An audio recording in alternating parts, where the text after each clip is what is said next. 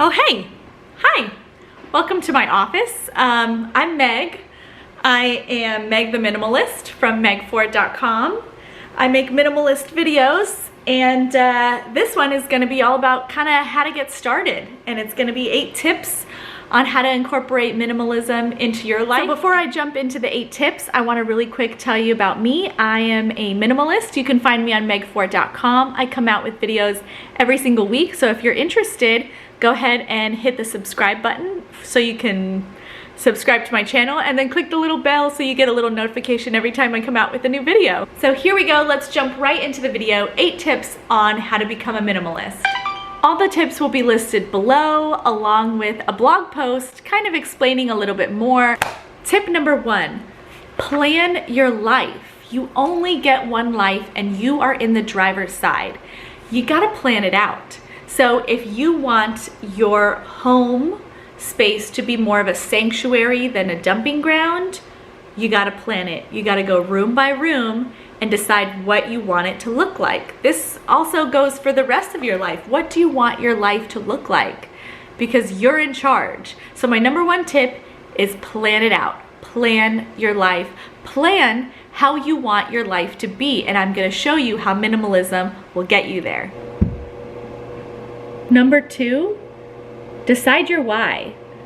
Why are you interested in minimalism? Why are you interested in simplifying your life? Is it something attractive to you? Is it something that you think is gonna bring you a lot of peace? Determine your why. Why do you wanna take this step into minimalism? Maybe it'll help you if I tell you my story. Okay, so my story is a little bit maybe unconventional.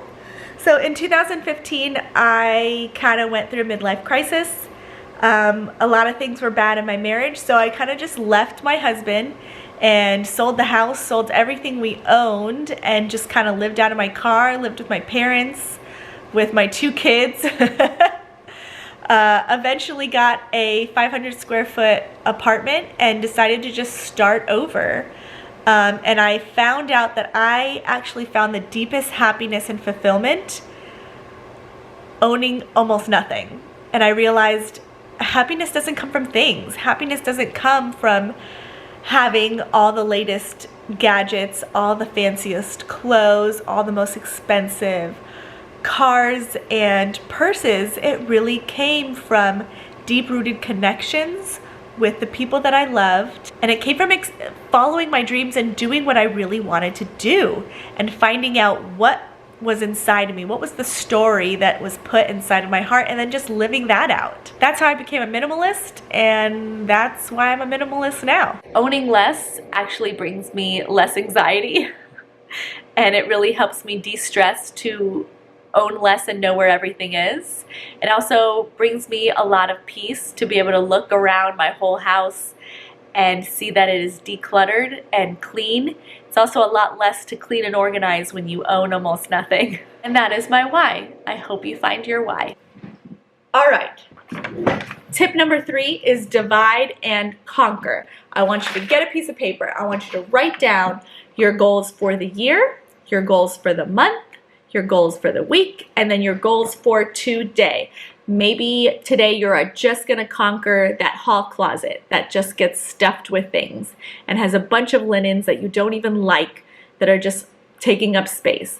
Maybe you have 4 people living in your house and you have 100 towels. It's time to pare down. It's time to only own what you need and give away the rest. So that is my tip. Divide it up. Divide up what you need to do to get to where you want to be, and then conquer. My list today is to film this YouTube video and to clear the kitchen counters. Tip number 4, eliminate obstacles.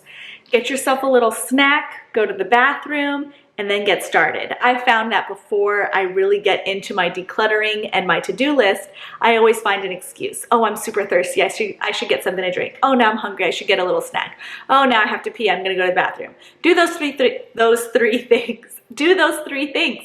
Get a snack, get something to drink, go to the bathroom, and then get started. Hey, all right. Tip number 5 is to start in your common areas. I always like to start in the kitchen. Start in the kitchen, start in your most common area, and then move on to the living room, move on to the dining room. If you start in these common areas, you're gonna notice more of a difference, more of a trickle effect, and it's gonna be easier to move on from room to room. I always like to start in the kitchen because it is usually the most used room, and then go on to your dining room and living room next, or if they're separate, you know, do them separately, and then you can move on.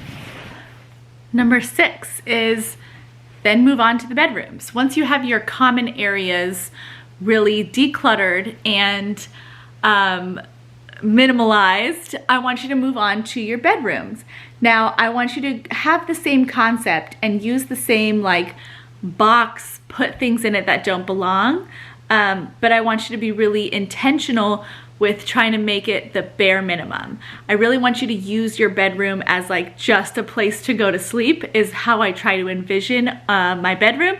It's where I sleep and I get ready. I don't spend exorbitant amount of time in the bedroom. To me, it's crazy that the master bedroom has to be like 2 or 3 times bigger than a regular bedroom. You're just gonna go there to sleep and get dressed. Like, come on, you only need a bed and your clothes and a mirror, in my opinion. Use the same concept in all of your bedrooms, and you're gonna realize that the more minimal the bedroom is, light colors, light spaces, less things hanging on the wall, you're gonna really enjoy the space more. Instead of putting decorations on the wall, I just painted it one of my favorite colors, that green in the background. That's my vision board. That one stays up. Tip number 7, I want to talk about mental minimalism. Everybody is vying for your time. I'm vying for your time to watch videos on my YouTube channel, but so is every other app and every streaming service and every commercial, every billboard. So to achieve a mental minimalism type of lifestyle, I really suggest that you put parameters on your mind. So maybe don't pick up your phone or look at a screen or social media before 9 a.m. And then don't look at social media, screens, TV, any of that after 9 p.m. So you have a good solid 12 hours to accomplish anything you need to, catch up with friends, check up on the news, do your emails, anything like that, but then put parameters on yourself for your own mental health. I also suggest try a little bit of meditation. There's some really easy, just peaceful meditations that you can do for free on YouTube. 5-10 minutes to kind of just like recenter yourself, block out everything else, and instead of like consuming media constantly, kind of just swiffer your mind and just relax and be alone with your thoughts. You're gonna see that it's like a reset button, and you're gonna start to achieve that minimalist mentality a little bit more with a little bit of practice, because you do have to kind of fight those addictions to be on the screen all the time because it is addicting. All those apps are created. There's a reason why Google and Facebook and Instagram, why they hire neuroscientists to help them pick the color scheme and the setup for their apps. It's not for it to look pretty, it's to keep you addicted and to keep you on the app. So just keep that in mind. The last tip that I'm going to talk about is going to be about financial minimalism. I'm just kidding.